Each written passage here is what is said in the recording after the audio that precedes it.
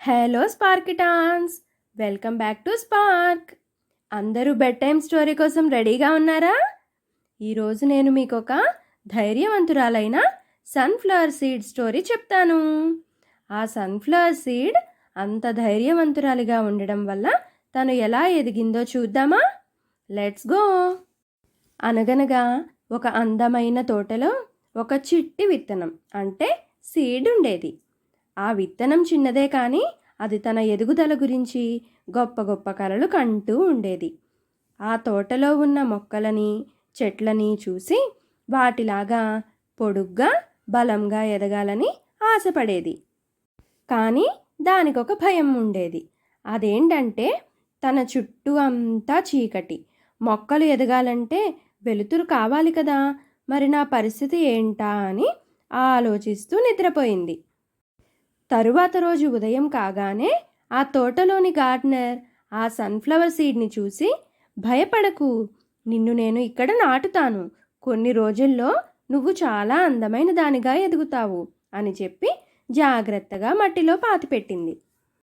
రోజులు గడిచే కొలది ఆ విత్తనానికి సూర్యుడి వలన వెచ్చదనము, వర్షాల వలన నీరు అందడం మొదలయ్యింది. కానీ ఆ విత్తనానికి ఇంకా తన ఎదుగుదల గురించి అనుమానంగానే ఉంది. నేను ఈ మట్టిలో ఏ ఎదుగుదల లేకుండా ఇలాగే ఉండిపోతేను? అలా కాకుండా ఉండాలంటే ధైర్యంగా ఉండి తన ప్రయత్నం తాను చేయాలని డిసైడ్ అయిపోయింది.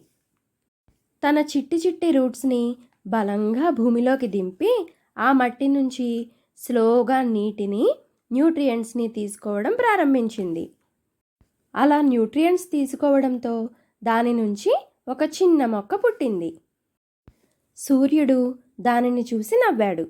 మేఘాలు కూడా ఆనందించాయి. ఆ చిన్ని మొక్క రోజు రోజుకి ఎదుగుతూ ఒక అందమైన సన్ఫ్లవర్ ప్లాంట్గా మారింది. ఒకరోజు ఒక అందమైన బటర్ఫ్లై వచ్చి ఆ సన్ఫ్లవర్ పువ్వు రేఖల మీద వాలింది. ఆ బటర్ఫ్లై అంది, అరే చిట్టి విత్తనమా, నువ్వు చాలా బలంగాను అందంగాను ఎదిగావే. నువ్వు చిన్న సీడ్గా ఉన్నప్పుడు భయపడుతూ ఉండేదానివి. అప్పుడు ఆ సన్ఫ్లవర్ ప్లాంట్ నవ్వుతూ, నిజమే, నేను భయంతో ఉండేదాన్ని, కానీ కష్టాలు చుట్టుముట్టినప్పుడు భయపడకుండా ధైర్యంగా పోరాడాలని నిర్ణయించుకోవడం వలన ఇలా అందంగాను బలంగాను ఎదగగలిగాను అని చెప్పింది. ఈ కథలో చిట్టి పిల్లలందరూ తెలుసుకోవలసిన నీతి ఏమిటంటే, పరిస్థితులు అనుకూలంగా లేనప్పుడు భయపడకుండా ధైర్యంగా ఎదుర్కొంటే గొప్పవారిగా ఎదగగలుగుతాము అని.